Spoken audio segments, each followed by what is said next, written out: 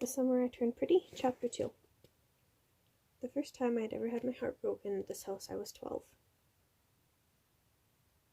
It was one of those really rare nights when the boys weren't all together. Stephen and Jeremiah went on an overnight fishing trip with some boys they'd met at the arcade.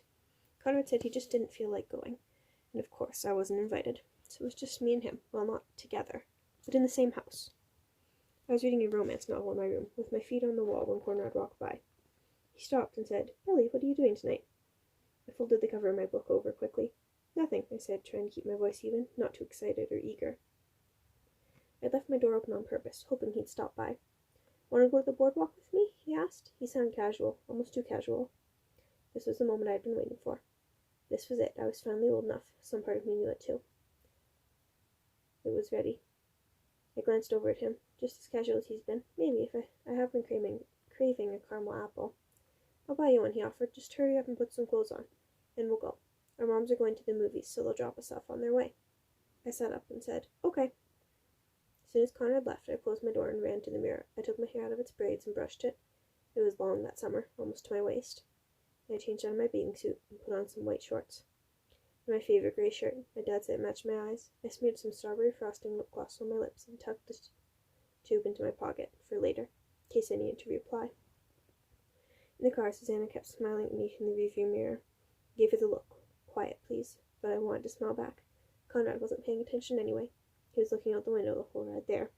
"Have fun, kids," said Susanna, winking at me as I closed my door. Conrad brought me a caramel apple first, and he bought himself a soda. But that was it. Usually he ate at least an apple or two, or a funnel cake. He seemed nervous, which made me feel less nervous. As we walked down to the boardwalk, I let my arm hang loose, in case, but he didn't reach for it. It was one of those perfect summer nights, the kind where there's a cool breeze and not one drop of rain. There'd be rain tomorrow, but that night there were cool breezes, and that was it. I said, "Let's sit down so I can eat my apple." So we did. We sat on a bench that faced the beach. I bit into my apple carefully.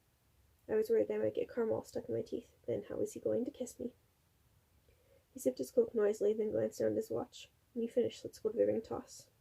He wanted to win me a stuffed animal. I already knew which one I'd pick, too. The polar bear with the wire frame glasses and a scarf. I'd had my eye on it all summer. Could already picture myself showing it off to Taylor. "Ooh, that Conrad Fisher won it for me." I wolfed down the rest of my apple in 2 bites. "Okay," I said, wiping my mouth with the back of my hand. "Let's go." Conrad walked straight over to the ring toss. I had to walk super quick to keep up. As usual, he wasn't talking much, so I talked even more to make up for it. "I think when we get back, Mom might finally get cable. Stephen and I have been trying to convince her forever. She claims to be so against TV, but then she watches movies on A&E. Like the whole time we're here. It's so hypocritical," I said. My voice trailed off, and I saw Conrad wasn't even listening. He was watching the girl who worked at the ring toss. She looked about 14 or 15. The first thing I noticed was her shorts. They were canary yellow, and they were really, really short. The exact same kind of shorts that the boys had made fun of me for wearing 2 days before. It felt so good buying those shorts with Susanna, and the boys had laughed at me for it. Those shorts looked a lot better on her. Her legs were skinny and freckled, so were her arms. Everything about her was skinny, even her lips. Her hair was long and wavy. It was red, but so light it was almost peach. I think it might have been the prettiest hair I'd ever seen. She had it pulled over to the side, and it was so long she had to keep flicking it away as she handed people rings. Conrad had come to the boardwalk for her. He'd brought me because he hadn't wanted to come alone, and he hadn't wanted Jeremiah or Stephen to give him a hard time. That was it. That was the whole reason. I could see it all in the way he looked at her, like the way he almost seemed to hold her breath. His breath. "Do you know her?" I asked. He looked startled, like he'd forgotten I was there. "Her? No, not really." Bit my lip. "Well, do you want to?" "Do I want to what?" Conrad was confused, which was annoying. "Do you want to know her?" I asked impatiently. "I guess." I grabbed him by his shirt sleeve and walked right up to the booth. The girl smiled at us. I smiled back. But now it was just for show. I was playing a part. "How many rings?" she asked. She had braces, but on her, they looked interesting, like teeth jewelry and not orthodontics. "We'll take 3, I told her. "I like your shorts." "Thanks," she said. Conrad cleared his throat. "They're nice." "I thought you said they were too short when I wore the exact same pair 2 days ago."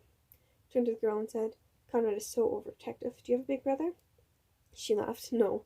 To Conrad she said, "Do you think they're too short?" He blushed. I had never seen him blush before. Not in the whole time I'd known him. I had the feeling it might be the last time. I made a big show of looking at my watch and said, Con, I'm going to go ride the Ferris wheel before we leave. Win me a prize, okay?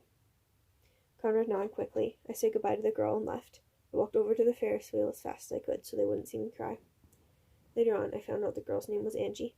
Conrad ended up winning me a polar bear with a wire frame and the glasses, and a scarf. He said Angie told him it was the best prize they had. He said he thought I'd like it too. I told him I'd rather have the giraffe, but thanks anyway. I named him Junior Mint, and I left him at the summer house, where he belonged.